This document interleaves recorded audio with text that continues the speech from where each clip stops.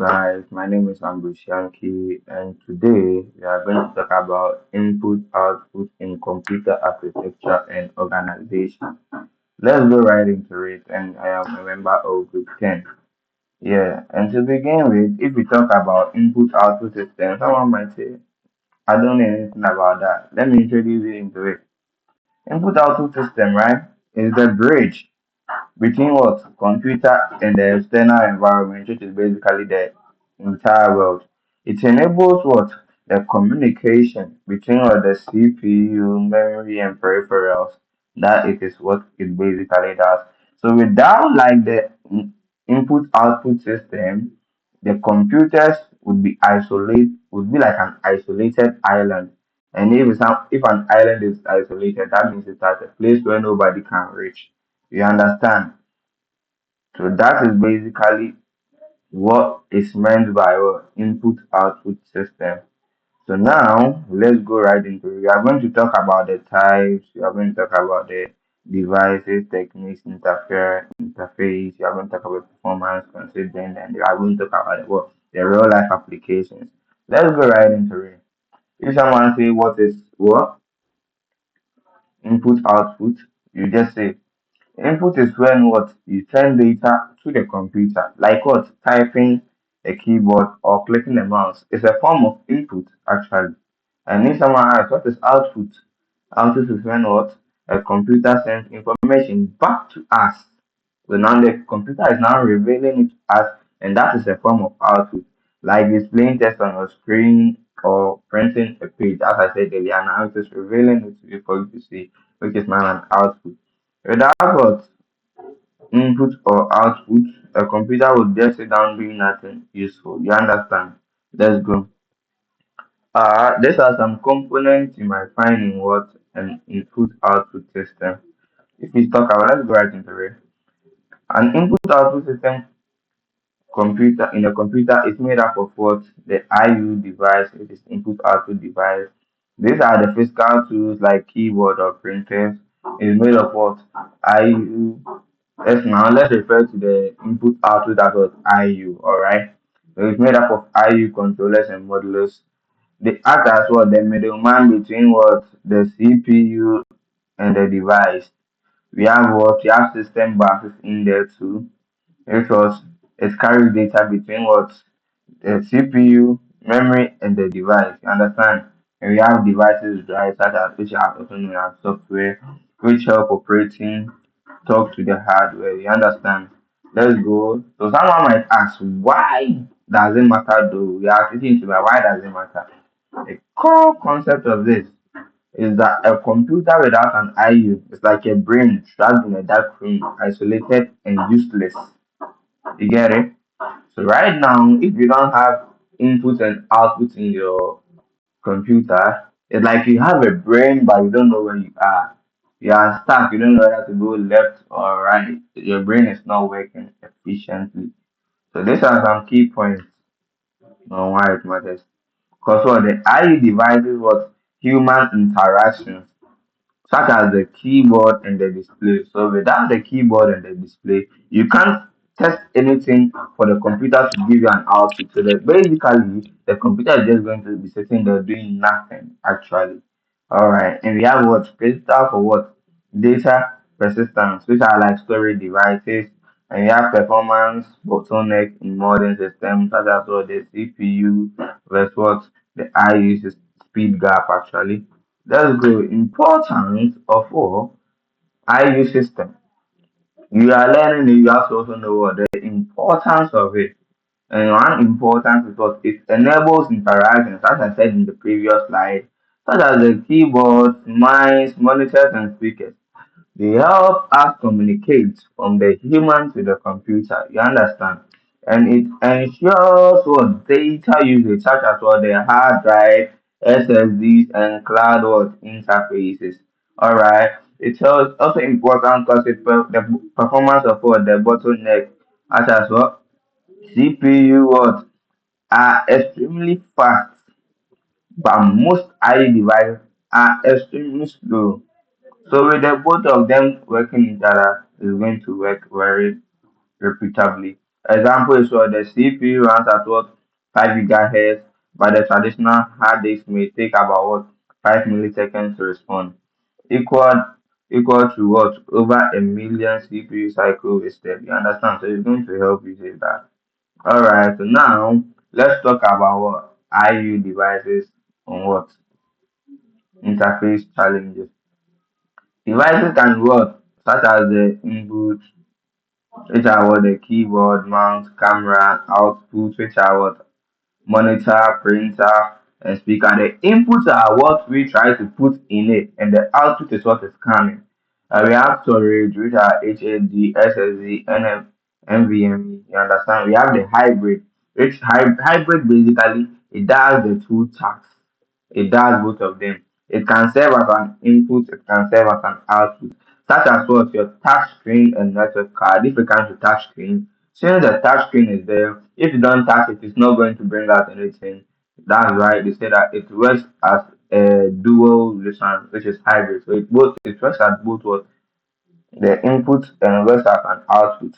So that's for the touch screen. That's why we name them hybrid. Yeah. So these are some challenges you may face with them.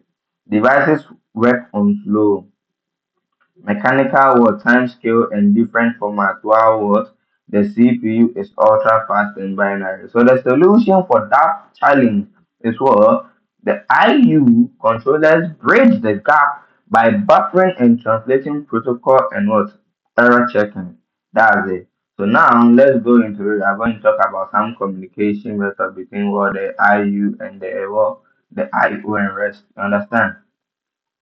So there are three main ways of what which the computer communicates with what the I/O devices, and they are one is programmed I/O, which is programmed input output. You understand? And you can say this as well. The CPU is fully in control and checks each device constantly, and that is one way whereby what the programmed I/O. So you are programming to check it what constantly. And what? It's simple and doesn't waste much time. You understand? That is for the program I/O. It is a program input output. And we have what? The interrupt driven I/O. The interrupt driven input output. So this one, the devices interrupt the CPU when it's ready to send or receive data. You see, so like when the CPU is ready, it can interrupt him that hello, I'm ready to receive my data. Hello, I'm ready to send my data. Yeah, and it is more efficient because it also works very good. I've tried that one for myself and it's good, it's good. You know what? Direct memory access, which might be known as what? DMA. So in this one, the devices talk directly to the memory without disturbance from the CPU. You understand?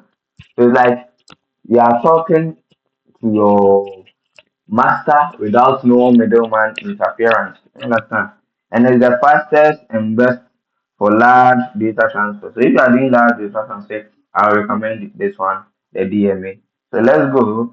We are going to talk about some interfaces and buses, some I/O interfaces and buses. Yeah, to connect and communicate with devices, computer uses what? They said as to use, these are the buses the computer might use in what? Communicating with the devices. And these are some buses that what? These are going to the system bus. System bus contains what? It contains data bus, which the data bus actually has what? It moves what? The data. It moves the data. And we have the address bus, which tells the data what where like the data should go. While this one is moving it, the address bar is saying that go here and the data bus moves it there. Go here and the data bus moves it there. And we have the control bars which coordinate the timing and operation. So the control bars will say like get here in like you have to get there in like 2 seconds. And the address bar will say that go there, hurry up and what the data bus moves it over there. With interfaces, examples are what? Let's talk about interfaces. Examples are what?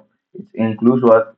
PCI, SATI, sorry, and the USB. They ensure the devices to interact correctly with the system. You get me? So now we are going to also talk about what? The memory mapped with isolated what I/O. So these are some features we are going to talk about. We're going to talk about the address space. We're going to talk about the instruction use. We're going to talk about the program ease. We're going to talk about the memory usage. You understand?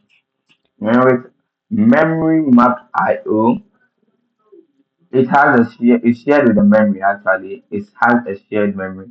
But with the isolated over here, you can see it's separate from the memory. So while this is connected to the memory, this is separate from the memory. And we come to what interaction use. It is regular memory interaction such as load and store. That's it. Load it here, store it there. But with the isolated, it's a special form of input output instruction such as in and out. It's different from load and store. It is in and out. Yeah. And with that word, programming is this was easier and more uniform. It's easier and more uniform in what the memory map I/O. But with the isolated I/O, it requires more control and complexity. You understand? It is more complex, unlike what the memory map I/O. So now we are going to talk about what the memory usage. With the memory usage, what memory map I/O, it reduces what the usable memory space actually. It reduces it, so it brings it down. And what with the isolated one, it preserves full memory for other operations. So while this one reduces it a bit, this one preserves everything for the other operations. Let's go right into it. We are going to talk about the performance and bottleneck. So there are two major impacts of I/O performance. Yeah, one is the latency.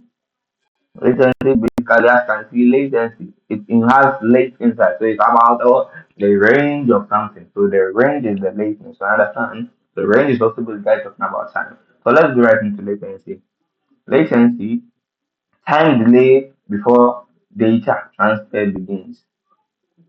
You understand? Latency is one of the world impacts on I/O this one performance. It time delays before what data transfer begins. And what throughput? Let's talk about throughput. Is the volume of data transferred over time. And if we talk about the volume in this kind of situation, we talk about the amount of volume, the volume that, like how big it is, you understand?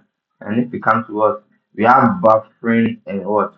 Caching in strategies to speed up things up easily by temporary storage data to smooth process. And that's for the buffering and caching. So now let's move right to it. We have I/O roles in what?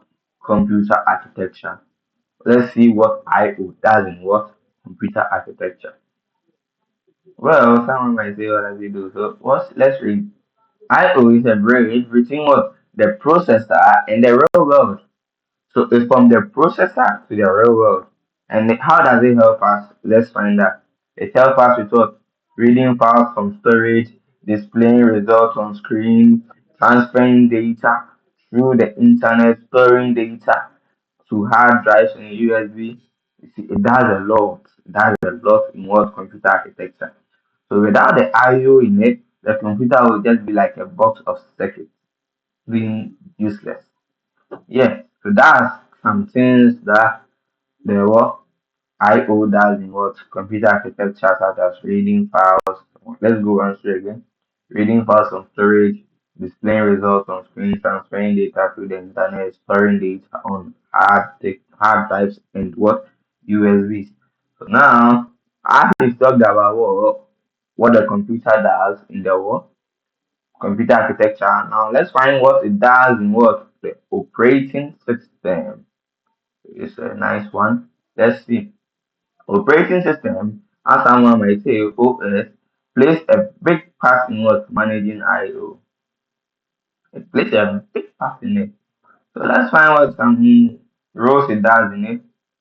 It is It what? It uses devices drives to control the hardware. It handles buffering, which is known as temporary storage of data. It schedules with devices to get CPU attention. It manages error like devices like device failure or overload. You understand? So these are some major roles of operating system in what I/O. And now let's see. They say what the I/O is like a traffic manager for all I/O operations. So if it comes to the OS, it's basically like a traffic manager saying that wait, this one to stop, this one to come through, this one to wait, this one to come through, this one. So it's basically directing like who is supposed to be moving. You understand? So now let's come to real life examples and let's pick it from like this one, typing a key. Let's say you press A on your keyboard. You don't know what actually goes in, right? But that key press sense is an input signal. You understand? Since you said the keyboard is an input device, it's an input signal to the CPU. You understand? And the CPU processes the input and the devices and tells the devices what to do. The CPU then it then sends an output to the monitor where you then see your A. So these are the things you do when you just type a what? A letter on your keyboard. It sends an input signal to the CPU to let you know what to do with it. And then the CPU is going to bring it out for you to see what you have done, which comes out as the A you want to see. The entire process is what I/O in action. It's very simple, fast, and constant. And now let's pick another real life application. You understand? Real world application. So let's go. We are picking this time. Let's say we are going to the gaming section a bit more. You understand? For the people out there who games a lot. So they say, well, I/O architecture touches everything in modern computing. So this time I'm going to gaming. Gaming, let's go to gaming. You need what? Fast graphics and the input response make or break gameplay experience. You understand? So with data centers, a speedy access to massive storage is critical because if the gamers knows that storage is really important for them because they have to store their files at separate places. And let's talk about the embedded system. The embedded system such as devices like smartwatch, washing machine, and what security cameras. They all rely on what optimized what I/O. So without them, they can't function properly actually. So now let's conclude actually on everything we said from the beginning. As we said earlier, I/O is a system. The system in I/O is essential for what? Bridging computers in the external environment, from input to output devices to data transfer techniques and interface. They define how what efficient and intelligently a computer operates. As we head into the future technologies like NVMEs, Thunderbolt, and optical IE are pushing the boundaries in speed and what bandwidth. It's a very interesting topic.